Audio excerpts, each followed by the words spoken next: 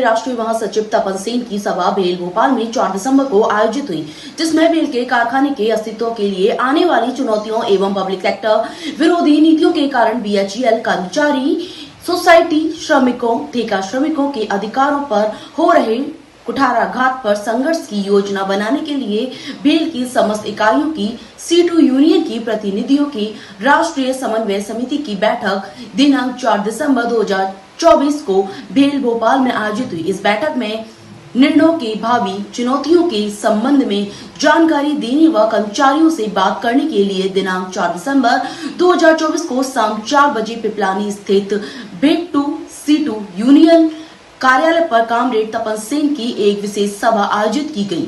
भेल C2 के महासचिव दीपक गुप्ता ने बताया कि इस सभा के माध्यम से C2 के राष्ट्रीय महासचिव पूर्व सांसद कामरेड तपन सेन कर्मचारियों से आने वाले संघर्ष की तैयारी करने के लिए कहा।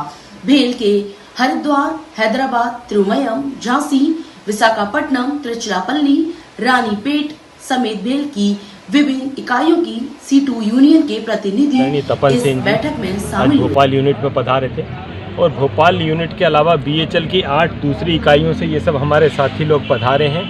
और आज की बैठक में 2 निर्णय लिए गए हैं जो महत्वपूर्ण हैं।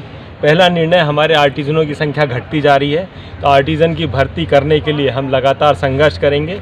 और दूसरा निर्णय ये हुआ है कि कारखाने में काम करने वाले ठेका श्रमिक, उनको, क्योंकि केंद्रीय कारखाना है, केंद्र सरकार के अधीन का कारखाना है, तो उनको केंद्रीय वेज दिया जाए। इन 2 मुद्दों को लेकर आज की बैठक में चर्चा हुई है। गुप्ता जी, तमाम यूनियन काम कर रहे हैं। C2 का जो कदम है वर्कर के लिए बड़ा सहार नहीं रहा। कोर्ट का जो फैसला हुआ उससे हजारों वर्करों को फायदा मिलेगा। कोर्ट के फैसले से पूरे मध्य प्रदेश के लगभग 30 लाख मजदूरों को फ़ायदा मिलेगा।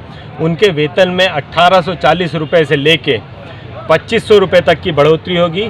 तो जब मजदूर का 1 रुपये भी बढ़ता है तो उसको जीवन स्तर को उठाने के लिए वो बहुत लाभदायक रहता है। और हम अब ये मांग करने वाले हैं, इसकी लड़ाई पूरे देश में, जो आज हमारे तपन सिंह दादा ने कहा है, इसकी लड़ाई पूरे देश में हम केंद्रीय कारखानों में काम करने वाले मजदूरों को केंद्र स्तर का वेतन दिया जाए, इसकी लड़ाई लड़ेंगे। C2 जब भी कोई मुद्दा उठाता है तो बड़ी सोच समझ के रणनीति साथ मुद्दा उठा, वो मुद्दा कारगर साबित होता है। देखिए, C2 तो संघर्ष करने वाले लोग हैं। हम लोग C2 का लाल झंडा ही हमारे संघर्ष का प्रतीक है, खून से सना हुआ है वो झंडा, और हम लोग आखिरी दम तक हमेशा संघर्ष करते रहेंगे। ठीक।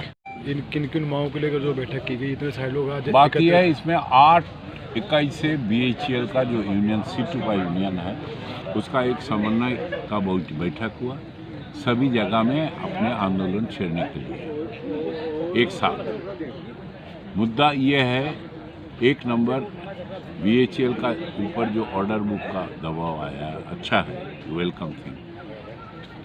इसी को पूरा नहीं कर पाने के लिए यही सरकार उसको ऊपर तरह तरह का पाबंदी डाल रहा है। प्रोक्योरमेंट का बारे में सामान बनाने के लिए तो कुछ सामान हमको, सारी चीज़ तो BHL नहीं बनाते हैं, तो उसको प्रोक्योरमेंट का बारे में, स्पेयर का बारे में, कुछ इसमें आयात भी करना पड़ता है, उसका बारे में वो पाबंदी डालता है।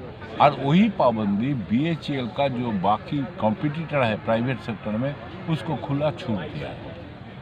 ये जो डिस्क्रिमिनेशन है, ये जो डिस्क्रिमिनेशन के खिलाफ BHL मजदूरों को भी जिम्मेदारी बनता है जो इसको खिलाफ आवाज़ उठाता। हम CI2 से सरकार को चिट्ठी दिया ये मुद्दे पर, और ये डिस्क्रिमिनेशन बंद करो।